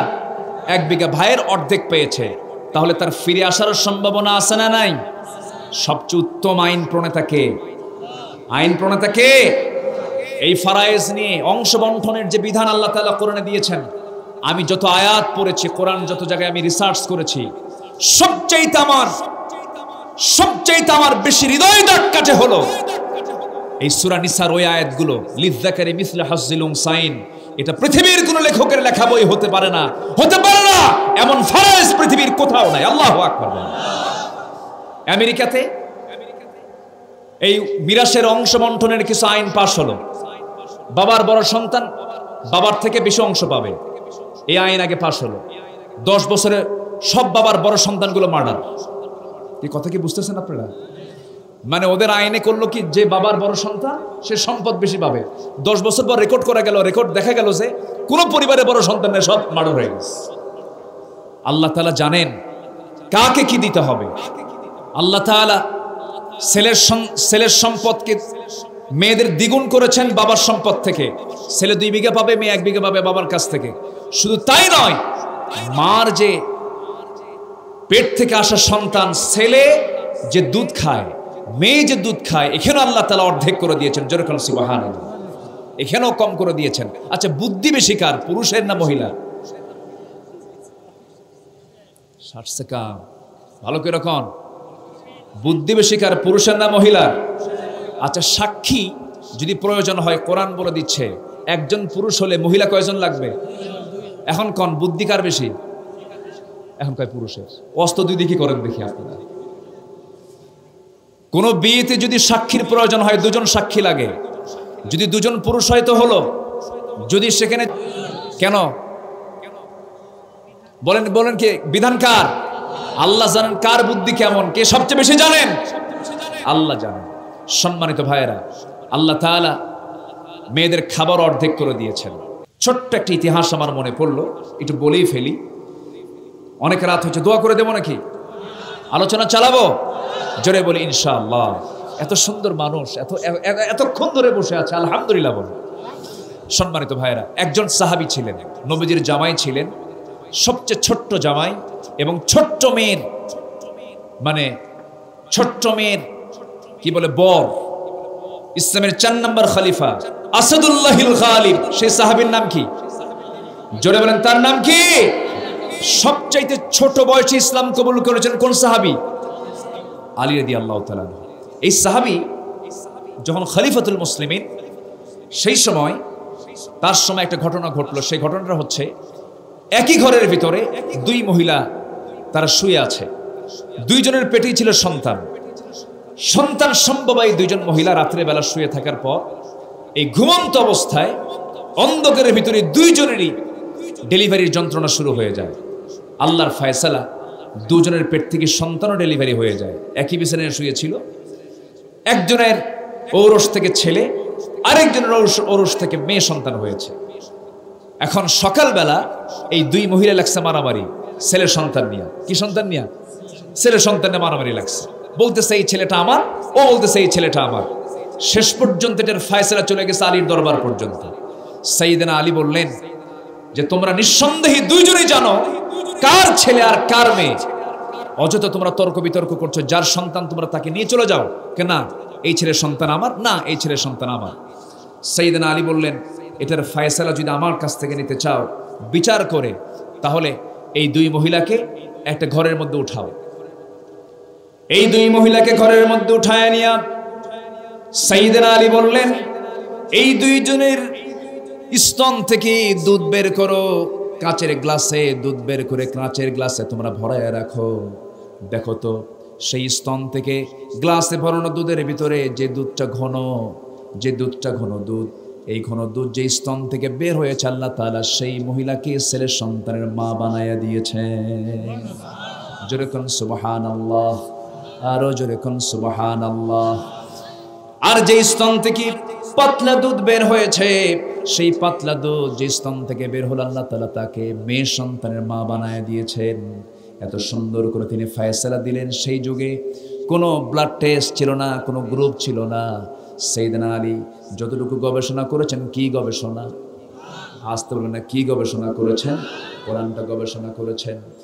সাইয়েদনা আলী যখন এই ফয়সালা দিয়ে দিলেন, দুইটা সন্তান দুই মায়ের কোলে উঠে দেওয়া হলো। ঘন দুধওয়ালিকে ছেলের সন্তান দেওয়া হলো, পাতলা দুধওয়ালিকে মেয়ে সন্তান দেওয়া হলো। দুইটা সন্তান দুইজন মা নিয়ে নিজের বাড়ির দিকে রওনা দিয়ে দিলে চলে গেল। আমার ওয়াজও শেষ হয়ে গেল। শেষ হয়নি। এখন প্রশ্ন হলো, হুজুর দুধ কেন ঘন হলো, দুধ কেন পাতলা হলো, ওয়াজ আবার শুরু হলো? সব দিকই তো নিতে পারবো, সমস্যা নেই। কি করবো বলেন? লোক তো ওঠে না। না, এই ফ্যানটা বন্ধ করে দেন, খুব আওয়াজ, বিকৃত আওয়াজ হচ্ছে, বন্ধ করে দেন। আপনাদের কষ্ট হলে আমি শেষ করে দেব, কষ্ট নাই তো? জোরে বলি ইনশাআল্লাহ। রসুল মেয়ের বাপ না ছেলের বাপ? তাহলে আমরা খুশি হব কিসের বাপ হলে? কিসের বাপ হলে? মেয়ের বাপ। মেয়ের বাপ। আল্লাহ মেয়েদেরকে খুব দাম দিয়েছেন। আমার নবীজি আল্লাহ তাআলা তাকে এমন সমাজে পাঠালেন, এমন একটি সমাজে আল্লাহ তাআলা তাকে পাঠিয়ে দিলেন যে সমাজে মেয়েদের কোনো মূল্যায়ন ছিল না। রাসূল মেয়েদেরকে দাম দিলেন। সুদ ছিল, সুদ সমাজ থেকে উৎখাত করে ফেললেন। জেনা ছিল, জেনাটাকে সমাজ থেকে উৎখাত করে ফেললেন। শুধু দোয়া দিয়া না আন্দোলন করে, বলেন বলেন, শুধু দোয়া দিয়া এই সমাজ থেকে সুদ বন্ধ করার জন্য, জেনা বন্ধ করার জন্য, মদের বোতল বন্ধ করার জন্য 1000 বছর আপনি ওয়াজ চালায় যান, এগুলো দিয়ে কখনো বন্ধ হবে না। বন্ধ করার জন্য রাসূল যে পদ্ধতি অবলম্বন করেছেন সেই পদ্ধতির দিকে যেতে হবে। আমার নবী যে মক্কার মাটিতে দাওয়াত দিয়েছেন 13 বছর, কত বছর বলেন? 13 বছর দাওয়াত দিয়েছেন। 13 বছর দাওয়াত দিয়ে আমার নবীজি কিছু সাহাবী, কিছু জনগোষ্ঠী তিনি গড়ে তুললেন। ওই 13 বছরে মক্কার মাটিতে দাওয়াত দিতে গিয়া নিজে পর্যন্ত মার খেলেন, সাহাবে কেরাম মার খেলেন। কে না জানেন ইতিহাসগুলো? একজন সাহাবী ছিলেন খুব কালো মানুষ, হাবশী গোলাম ছিলেন, গোলাম ছিলেন, নাম তার হলো বেলাল বিন রাবাহ রাদিয়াল্লাহু তাআলা আনহু। দূরের মানুষ, আফ্রিকান নিগ্র কালো মানুষ। এই গত রমজানে আমি ওমরা করতে গিয়েছিলাম। ওমরা করতে গিয়ে আমার এক বন্ধু গাড়িতে চড়ে যখন মক্কা নগরী ঘোরাচ্ছিলেন, একটা ফাঁকা জায়গা দেখতে পেলাম। ওই ফাঁকা জায়গাটা সামনে যখন গাড়িটা ব্রেক করে ফেললো, আমি বন্ধুকে বললাম, বন্ধু ফাঁকা জায়গায় ব্রেক দিলেন কেন? কি হয়েছে এই জায়গাটার? ঐতিহাসিক তথ্যগুলো কি আপনি আমাকে বলেন। সঙ্গে সঙ্গে বন্ধু বলতেছে, বন্ধু এই ফাঁকা জায়গাটা এখনো পড়ে আছে, এই জায়গার একটা বিশাল ইতিহাস জড়িত আছে। কি? প্রত্যেকটা দিন বেলালকে তার মনিব এই জায়গায় নিয়ে এসে চিৎকার উপর করে শুয়ে রেখে উপরে পাথর চেপে দিয়ে রাখতো, তাকে মারত, অত্যাচার করত। তো সাইয়েদনা বেলালকে ওই মক্কার কুরাইশরা, মক্কার নেতারা তাকে চিৎ করে শুয়ে রাখার মূল কারণ কিন্তু একটাই ছিল। বেলাল শুধু বলেছিলেন, কোন আইন মানি না। কার আইন ছাড়া? আসতে বলবেন না, কার আইন ছাড়া? কোন বিধান মানি না। কার বিধান ছাড়া? আল্লাহর বিধান ছাড়া। মারতে মারতে ক্লান্ত হয়ে যেত তার মনিব, সে আর পারত না, তার হাত লেগে যেত, সে ক্লান্ত হয়ে পড়তো মারতে মারতে তার মনিব উমাইয়া। কিন্তু একবারের জন্য বেলাল তার মুখ থেকে বলেন নাই যে আমি আল্লাহর নাম আর নেব না। আল্লাহু আকবার বলেন। শেষ পর্যন্ত বেলাল কি দুনিয়া থেকে বিদায়ের হুমকি পর্যন্ত দেওয়া হলো। সাইয়েদনা বেলাল সঙ্গে সঙ্গে বলে ফেললেন, শোনো আমার মনিব মাইয়া, আমি হাসতে হাসতে দুনিয়া থেকে বিদায় নিয়ে নেব, কিন্তু আল্লাহর পথ থেকে আমি এক চুল পরিমাণ নড়ব না। এক পর্যায়ে দেখা গেল সাইয়েদনা বেলালের মুখের ভিতরে বাম হাত ঢুকায় দিয়েছে উমাইয়া। ঢুকায় দিয়া বাম হাত টান মেরে বের করে সেই জিহ্বার ভিতরে বাবলা গাছের শক্ত কাটা জিহ্বার ভিতরে ঢুকায় দিয়েছে। ফিনকি দিয়ে রক্ত পড়া শুরু হয়ে গেছে। বলতেছে, বেলাল তোর জিহ্বা বন্ধ করে দিলাম, তুই এখন আল্লাহর জিকিরটা করবি কেমনে? সঙ্গে সঙ্গে বেলাল নখটা উঁচু করে বলতেছেন, ইশারা দিয়ে বলছেন, তুমি আমার জিহ্বা বন্ধ করতে পারো, কিন্তু আমার দিলের মধ্যে আমি আমার আল্লাহর নাম অঙ্কন করে নিয়েছি। জোরে বলি সুবহানাল্লাহ। সেই সাইয়েদনা বেলাল কি মুক্ত করার জন্য আমার নবীজি বলছেন, আবু বকর, আল্লাহ তোমাকে প্রচুর সম্পদ দান করেছেন, যাও আমার বেলালকে মুক্ত করে আনো, আল্লাহ তোমার জন্য জান্নাত খুলে দিবেন। সাইয়েদনা বেলালকে মুক্ত করার জন্য ধনী ধনী সাহাবী আবু বকর সিদ্দিক রাদিয়াল্লাহু তাআলা তিনি চলে আসলেন। মুনিবের সামনে স্বর্ণ মুদ্রা নিক্ষেপ করে দিয়া বললেন, বেলালকে মুক্ত করার জন্য যা লাগবে আমি তাই দেব, কারণ আমি জান্নাতটা কিনে নিতে চাই। বেলালকে মুক্ত করে এনে নবীর সামনে মক্কার মাটিতে নবীর সামনে যখন হাজির করা হলো, নবীজি তার আপাদমস্তক মাথা থেকে পা পর্যন্ত দেখে দেখে চোখের পানি আটকাতে না পেরে কেঁদে কেঁদে বলছেন, বেলাল, ওরে বেলাল, তোর দেহ থেকে যে রক্তটা ঝরেছে জেনে রাখবি বেলাল, বেশি দিন দূরে নয়, এই জমিনে একদিন আল্লাহর দিন কায়েম হয়ে যাবে। জোরে বলেন সুবহানাল্লাহ। খুব বেশি দিন লাগে নাই, আমার নবীজি এই রক্ত ঝরানো ইসলাম, সাহাবে কেরামের ত্যাগ তিতিক্ষার ফলাফল কত সুন্দর দেখেন। আমার নবীজি ওই মক্কার মাটিতে কালিমার দাওয়াত দিতে গিয়ে সুন্দর চরিত্র উপহার দিয়েছেন। আমার নবীর বিরুদ্ধে কেউ মিথ্যাবাদী রিপোর্ট কেউ দিয়েছে নাকি? সম্পদকে মানুষের সম্পদকে লুটপাট করে নেওয়ার কোনো রেকর্ড কেউ দিতে পারে নাই। আমার নবীজির বিরুদ্ধে কেউ জেনার অভিযোগও দিতে পারে নাই। আমার নবীজি নবীর বিরুদ্ধে মিথ্যা অপবাদ কেউ দিতে পারে নাই। চরিত্রের কোনো কালিমা লেপন করতে পারে নাই। নবীর বিরুদ্ধে তাদের একটাই কথা ছিল, সেটা হলো মুহাম্মদ কেন সুদের বিরুদ্ধে কথা বলে, মুহাম্মদ কেন জেনার বিরুদ্ধে কথা বলে, মুহাম্মদ কেন ঘুষের বিরুদ্ধে কথা বলে, মুহাম্মদ কেন এই সমস্ত বিষয়গুলোর বিরুদ্ধে কথা বলে। রাসূল শুধু বলেছেন, এই জমিনটা যিনি বানিয়েছেন, এই জমিনের যিনি সৃষ্টিকারী, তার বিধানটাই চলবে। এই কথাটাই তাদের কাছে অপরাধ মনে হয়েছে।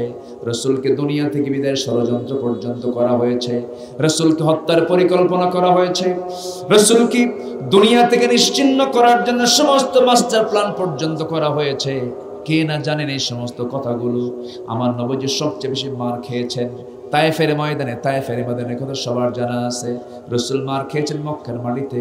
রাসূল আবু জেহেল দ্বারা আক্রান্ত হয়েছেন। রাসূলকে দুনিয়া থেকে বিদায় করার জন্য বহু মাস্টার প্ল্যান করা হয়েছে। শেষ পর্যন্ত আল্লাহ তাআলা বলছেন, হে রাসূল, মক্কায় আপনার আর থাকা হবে না, আপনাকে হিজরত করতে হবে। কারণ ইব্রাহিম আলাইহিস সালাম তিনি হিজরত করেছেন, এই পন্থা আপনাকে অবলম্বন করতে হবে। সাহাবায়ে কেরামকে নিয়ে ওই মক্কার মাটি থেকে তিনি বের হচ্ছেন, কিন্তু তিনি যখন বের হন তিনি সম্পূর্ণ একা ঘর থেকে বের হন। দিনের বেলা নয়, রাতের আধারে গোপনে গোপনে সবার চক্ষু আড়াল করে বিশ্বনবীর মতো মানুষ, যার সম্মান যার মর্যাদা আল্লাহর পরে, সে রাসূলকে ঘর থেকে বের হতে হচ্ছে। ঘর থেকে বের হলেন, ঘর থেকে বের হয়ে আবু বকরকে সঙ্গে করে মক্কা থেকে মদিনার দিকে রওনা করলেন। মদিনায় তিনি দাওয়াতি কাজ শুরু করলেন। সেই দাওয়াতি কাজ করতে নিয়ে একটি বছর যেতে না যেতেই বদর যুদ্ধের ডাক চলে এলো। ওই মক্কার কুরাইশরা তারা বিশাল বড় প্ল্যান নিয়ে হাতের মধ্যে নিয়ে তারা পরিকল্পনা নিয়ে ভাবলো, মুহাম্মদকে যদি আমরা হাতছাড়া করে ফেলে সে আমাদের উপরে হামলা করে সবকিছু দখল করে নেবে, মুহাম্মদকে আমরা মদিনায় গিয়ে মেরে ফেলবো। তারা করলো কি, মদিনার ইহুদিদের সঙ্গে যোগসাজশ করলো, মুনাফিকদের সঙ্গে যোগসাজশ করলো। মুনাফিক কিন্তু আমাদের সমাজেও আছে, আসতে কয়। মুনাফিক কারা? মুনাফিক কি বেনামাজি? মুনাফিক কিন্তু নামাজও পড়ে। শেষ কাতার না প্রথম কাতার? আসতে বলে। মুনাফিকের নামাজ পড়ে শেষ কাতার না প্রথম কাতার? ওরা ফজর নামাজ পড়তে পারে না, এশার নামাজ পড়তে পারে না, কিন্তু বাকি নামাজগুলো প্রথম কাতারে গিয়ে নামাজ পড়ে।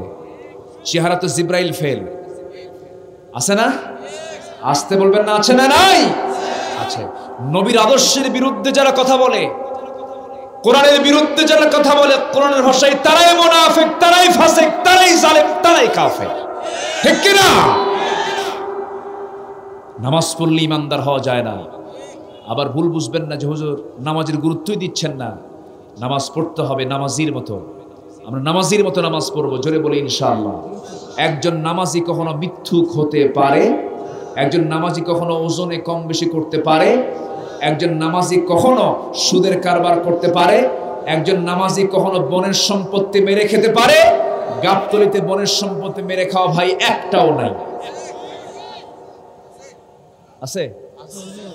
হ্যাঁ, বনের সম্পত্তি মেরে খায়। আমার মায়েরা মনে মনে চিন্তা করছে, হুজুর ভালো করে কোন আমার ভাই কিছু বসে আছে এই জায়গায়, থাকতেও পারে। আপনি বনের সম্পত্তি মেরে খাচ্ছেন বন হয়েছে বলে। সম্মানিত ভাইয়েরা, আবার ওয়াজও করে, বনকে মাঝে মাঝে দাওয়াত দেয়, বছরে 2-3 বার দাওয়াত দিয়া পাশে বসে গল্প টল্প কইরা, বগুড়ার দই টই খাওয়ায়া, এশিয়ার মিষ্টি খাওয়ায়া, একটু পাম্পট্টি দিয়া শেষে বলে, বোন আমার রাগ কইরো না, আব্বা তো মরেই গেছে, আমি তোমাদের ভাই, একটা কথা বলি কি, অংশ নিলে কিন্তু ধ্বংস হয়। দেখছেন কি ফতুয়া দিল, দেখেন অংশ নিলে কি হয়, ধ্বংস হয়। এটা কি রসুল থেকে হাদিস না শয়তান থেকে হাদিস? এটা কি রসুলের হাদিস না শয়তানের হাদিস? অংশ নিলে ধ্বংস হয়। এই কথা বলে বনকে ফাঁকি দিয়ে বনের সম্পত্তিগুলো এমন টেকনিক করে, এমন জায়গায় ফেলে রাখে, বিল ঝিল আড়া গাড়া, যেখানে কোনো ভ্যালু নাই, শেষ পর্যন্ত ভাইয়ের কাছে দিতে বাধ্য। ভাই কোনো মতো মনে মনে দিয়া যায়। আর যখন বলে ভাই বোন তুমি কি রাগ করছো কেন, না মনে মনে কয় আখেরাতে দেখা হবে। কি কথা কি বুঝতেছেন? এরকম জালিম ভাই আছে না নাই? নামাজি কি এমন চরিত্রবান হতে পারে? হতে পারে না। সম্মানিত ভাইয়েরা, সম্মানিত বন্ধুগণ, সবার কাছে আমি আন্তরিকভাবে এটাই বলবো, আল্লাহ যেন মুনাফিকের কাতারে আমাদের নামটা না লেখায়। জোরে বলি আল্লাহুম্মা আমিন। এই আশঙ্কা করেছেন সাইয়েদনা ওমর ফারুকের মতো মানুষ। সাইয়েদনা ওমর ফারুক একদিন আমার নবীজির এক সাহাবীর কাছে, হুযায়ফার কাছে, নবীজির পক্ষ থেকে মুনাফিকদের তালিকা থাকতো। হুযায়ফা রাদিয়াল্লাহু তিনি মুনাফিকদের তালিকাগুলো রাখতেন, মুনাফিক কারা কারা, তার কাছে এই তালিকাগুলো রাসূল রেখে দিতেন। সাইয়েদনা ওমর ফারুকের মতো মানুষ তিনি একদিন করলেন কি, হুযায়ফার কাছে গিয়ে হাওমাও করে কাঁদতে কাঁদতে বলছেন, ভাই হুযায়ফা একটা কথা বলবো কি, তোমার কাছে তো মুনাফিকদের তালিকার একটা লিস্ট তোমার কাছে আছে, মুনাফিকদের লিস্ট তোমার কাছে যেহেতু আছে তুমি ভালো করে বলতে পারো, দেখো তো ওই তালিকা আমার নামটা আছে নাকি? আমারও তো আশঙ্কা হয়, আমারও তো সন্দেহ লাগে, ওমরের মতো মানুষ যদি মুনাফিকের তালিকায় তার নামটা আছে কিনা যদি সন্দেহ পোষণ করে, না আমার ভাইরা, এই জন্য মুনাফিক হওয়া যাবে না। মুনাফিক মিথ্যাবাদী হয়, মুনাফিক আমানতের খেয়ানতকারী হয়, মুনাফিক মনের সম্পত্তি মেরে খাওয়া লোক হয়, মুনাফিক ওজনে কম দেয়, মুনাফিক নামাজ অবহেলা করে, মুনাফিক নামাজ পড়ে আবার নামাজ বাদ দিয়ে দেয়। এই সমস্ত খাসলত যার মধ্যে থাকবে সেই হচ্ছে মুনাফিক। এখন বলেন আমাদের সন্দেহ আছে না নাই? আসতে বলবেন না আছে না নাই? আছে। মুনাফিকের তালিকায় যদি আমি আপনি নাম না নিতে চাই, মুনাফিকের কোনো সিমটম আমার আপনার জীবনে রাখা যাবে না। যে কোনো মুহূর্তে আমি আপনি দুনিয়া থেকে বিদায় নিয়ে নেব। এই যে আমরা বসে আছি, হঠাৎ যদি আমার এই মুহূর্তে মৃত্যু হয়ে যায়, চোখটা বন্ধ হয়ে যাবে, এই জায়গা থেকে আপনাকে আমাকে যিনি মারা যাবেন তাকে ধরে নিয়ে সোজা বাড়িতে চলে যাবে।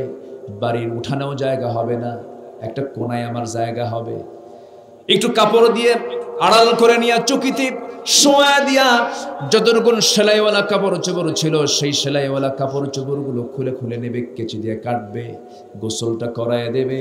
গোসলটা যখন সম্পূর্ণ হয়ে যাবে, সারা জীবন দামি দামি কাপড় চোপড় পরেছি, কম দামি লুঙ্গি পরি নাই, কম দামি কাপড় কিনি নাই, সেলাইটা ভালো হওয়া চাই, কিন্তু মরে যাওয়ার সঙ্গে সঙ্গে বাজারে যাবে আর আসবে, যতক্ষণ সময় লাগবে একটা কাফনের কাপড় নিয়ে চলে আসবে।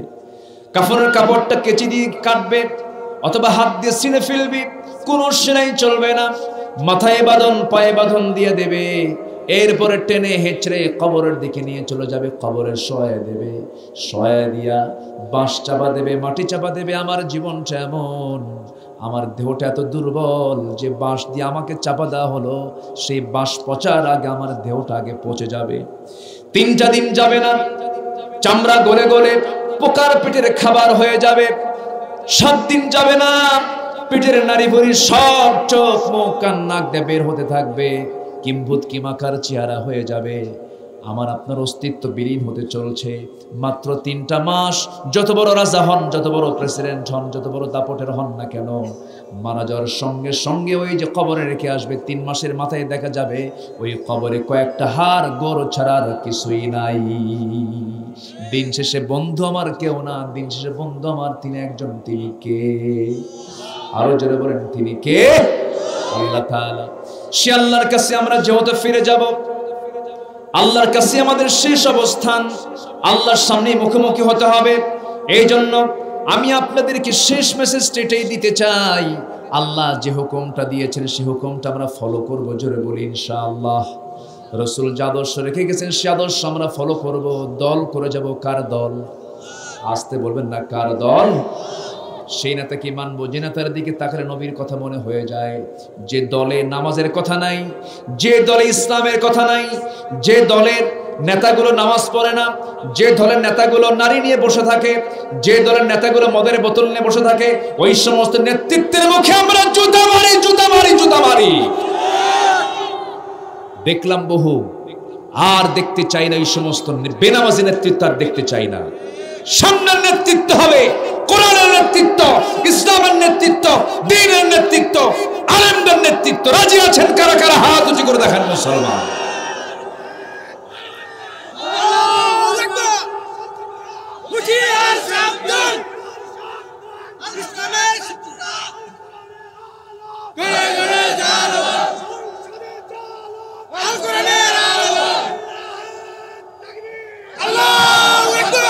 আল্লাহ কবুল করুন, জোরে বলিন আমিন। কি শাসন করেছেন সাহাবীরা, শাসকদের বিচার কাজীরা করেছে। আর এখন বিচারক যদি বিচারে যদি একটু এলোমেলো, তাদের কাছে মনে হয় বিচারককে পাগল বানায় দেশ থেকে ছাড়া করে। আস্তে কোন করে, জোরে কোন, ঠিক কিনা? ওমরের কথা বলছিলাম।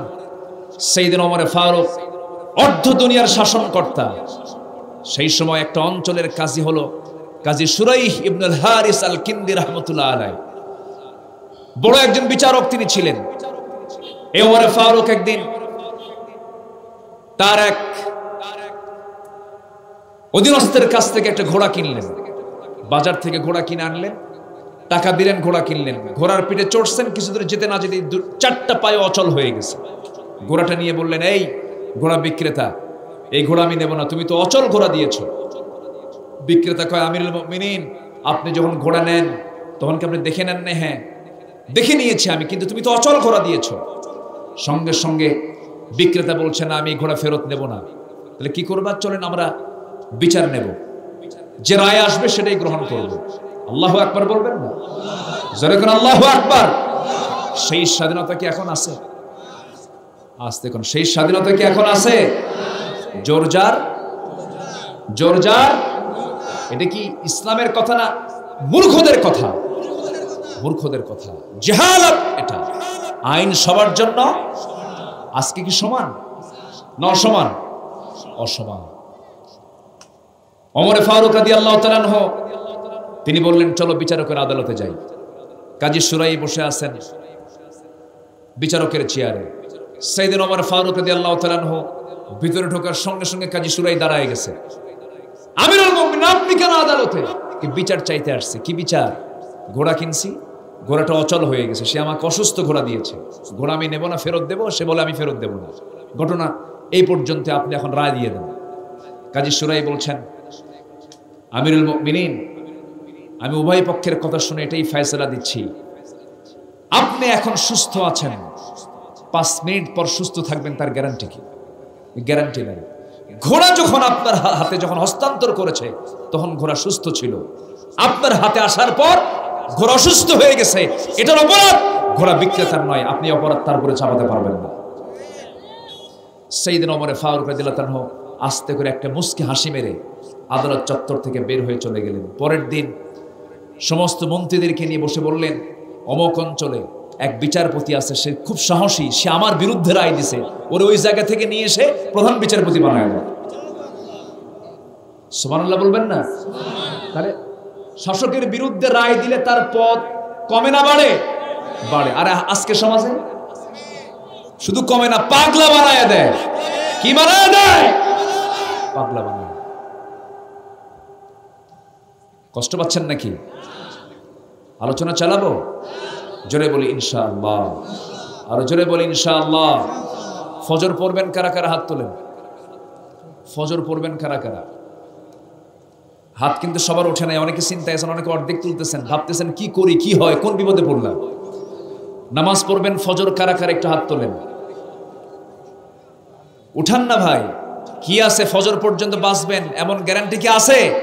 সিদ্ধান্ত নেব আজকে থেকে আর নামাজ কাজা করব না। কারা কারা ফজর নামাজ? দেখি কারা কারা পড়বেন ফজর নামাজ? চিৎকার মেরে বলি ইয়া আল্লাহ, আমাদেরকে ফজর, জোহর, আসর, মাগরিব, এশা 5 ওয়াক্ত সালাত আদায় করার তৌফিক তুমি আল্লাহ দিয়ে দাও। জোরে বলি আমিন। আরো জোরে বলি আমিন। আরো জোরে বলি আমিন। রাগ করলেন মনে হয়? রাগ করেছেন? নামাজ পড়লে উপকার কার? কি আল্লাহর কোনো যায় আসে এখানে? আল্লাহ খুশি হবেন এই তো। কিন্তু যা সুযোগ সুবিধা ভোগ করবে আল্লাহ না বান্দা? জান্নাত আছে না নাই? জান্নাত কোথায়? গাবতলী। জান্নাত কোথায় আছে বলেন? আল্লাহর বাড়ির কাছে। জোরে কোন সুবহানাল্লাহ। আল্লাহর বাড়ি আছে না নাই? আল্লাহর বাড়ি কোথায়? আল্লাহর চেয়ার কোথায় বলেন? ওয়াসিআ কুরসিয়ুহুস সামাওয়াতি ওয়াল আরদ। আল্লাহ তাআলার আরশ আজিমটা হলো 7 আসমানের উপরে। আল্লাহু আকবার বলেন। সেই আসমান আছে না নাই? সে আরশ আজিম আছে না নাই? সে আরশ আজিমের পাশেই হলো জান্নাত। জোরে কোন সুবহানাল্লাহ। কোন বিমানের টিকিট কাটবেন বলেন? বলেন কোন বিমানের টিকিট? আপনি আমেরিকা যাবেন, টিকিট পাওয়া যাবে। আপনি ইংল্যান্ডে যাবেন, টিকিট পাওয়া যাবে। আপনি সৌদি যাবেন, টিকিট পাওয়া যাবে। আপনি কাতার যাবেন, টিকিট পাওয়া যাবে। কিন্তু উপর দিকে উঠবেন আরশে আজিম। এই আরশে আজিমের মেহমান হয়েছেন শুধু এ পর্যন্ত একজন মানুষ। তিনি কে? আস্তে কোন কেন? মুহাম্মদ সাল্লাল্লাহু। মুহাম্মদ সাল্লাল্লাহু। আল্লাহ তাআলা তাকে কি সম্মান দিয়েছেন, কি মর্যাদা দিয়েছেন আল্লাহ তাআলা। মক্কার মানুষ যখন রাসূলকে গালি দিচ্ছে, বলতেছে পাগল, লেস কাটা, সন্তান নাই, ছেলে নাই, নির্বংশ, বাকপটু, কবি, ফকিরের ছেলে ফকির, এরকম করে যখন গালিগালাজ দিচ্ছে, আল্লাহ বলছেন আমার হাবিব কোনো সমস্যা নাই, আপনার প্রাণ প্রিয়া খাদিজাকে আমি উঠায় নিয়েছি, আপনার মন খারাপ? আপনার সবচেয়ে প্রিয় অভিভাবক আবু তালেবকে আমি উঠিয়ে নিয়েছি, আপনার মন খারাপ? না, আপনার মন খারাপের দরকার নাই, আমি আপনাকে আমার বাড়ির মেহমান বানায় নিচ্ছি। আল্লাহু আকবার বলেন। এক নবী আল্লাহর কাছে গিয়ে বলে, আল্লাহ আমি তোমাকে দেখবো। আল্লাহ কাল্লান তারানি, তুমি আমাকে দেখতে পাবা না কখনো। কাল্লা আমি তোমাকে দেখবো। কে? আসো তুর পাহাড়ে। তুর পাহাড়ে গেছেন, হাতে পায়ে জুতা ছিল। আল্লাহ বলেন জুতা খোল, জুতা খুলে আসো। জুতা খুলছেন, দেখতে গেছেন, নূরের তাজাল্লি প্রকাশ পেয়ে গেছে। সেন্সলেস হয়ে মুসা কয়েক ঘন্টা হুঁশ নাই। আল্লাহ বলেন মুসা তুমি কি আমারে দেখবে? আল্লাহ দেখার সব মিটে গেছে, আর দেখবো না। জোরে কোন সুবহানাল্লাহ। আর আরেক নবী আল্লাহকে বলেন না, আল্লাহ আমি তোমার সঙ্গে সাক্ষাৎ করতে চাই। আল্লাহ নিজে বলছেন আমি আল্লাহ আপনাকে আমার বন্ধু বানায়া আমার বাড়ির মেহমান বানাতে চাই। জোরে কোন সুবহানাল্লাহ। আমার নবীর দাম সব নবীর চাইতে কম না বেশি? কম না বেশি? কি চরিত্র তার মধ্যে ছিল, এমন কোন দিক নাই যা তার মধ্যে বাদ ছিল। স্বামী শ্রেষ্ঠ স্বামী, বাবা শ্রেষ্ঠ বাবা, নানা শ্রেষ্ঠ নানা, এরপরে যোদ্ধা শ্রেষ্ঠ যোদ্ধা, সামাজিক ব্যক্তিত্ব শ্রেষ্ঠ সামাজিক ব্যক্তিত্ব, শ্রেষ্ঠ শাসক শ্রেষ্ঠ শাসক। এমন কোন দিক নাই যা তার মধ্যে অভাব ছিল। যেরকম সুবহানাল্লাহ। স্বামী কেমন দেখেন? রাসূল আগে খেতেন না রাসূল আগে খেতেন না তার স্ত্রী আগে খেত? তার স্ত্রীর আগে খেতেন, রাসূল পরে খেতেন। রাসূল কখনো কোন স্ত্রীকে আগে এরকম বলতেন না যে তুমি আমাকে আগে দাও, এরপর তুমি খাও। আম্মা জান আয়েশা বলেন আমি নবীর কাছে খাবার নিয়ে যেতাম, যদি একটা দুধ গ্লাস ভর্তি দুধ নিয়ে যেতাম, রসুল দুধ খেতে খুব পছন্দ করতেন। দুধ খাওয়ার সুন্নাহ, আলহামদুলিল্লাহ বলেন। খাওয়ার দরকার আছে না নাই? খালি না খেয়ে থাকতেন রসুল তা না, খাবার ছিল খেয়েছেন, খাবার নাই খান নাই। কিন্তু খাবার থাকার পরও যে খায় না, ও তো আবার আরেক অপরাধ। রসুল খাবার পান নাই, খান নাই, খাবার পেয়েছেন, খেয়েছেন। কারণ যুদ্ধ করার জন্য শক্তির দরকার আছে না নাই? আসতে বলবেন না, আছে না নাই? আচ্ছা, রসুলের সাথে সামনে গ্লাস ভর্তি দুধ দেওয়া হতো। আম্মা জান আয়েশা বলেন, রসুলকে বলতাম, হুজুর আপনি এটা পান করেন। রসুল বলতেন, না, তুমি আগে খাও। সুবহানাল্লাহ বলবেন না? আগে তুমি খাও, এরপর আমি খাবো। এই চরিত্র যদি কোনো স্বামী তার বউয়ের সঙ্গে দেখায়, ওই বউ কখনো খারাপ হতে পারে? 14 বছর ঘর সংসার, ইলিশ মাছ স্বামী নিয়ে আসে ঠিক আছে, কিন্তু রান্না বান্না করে বউটা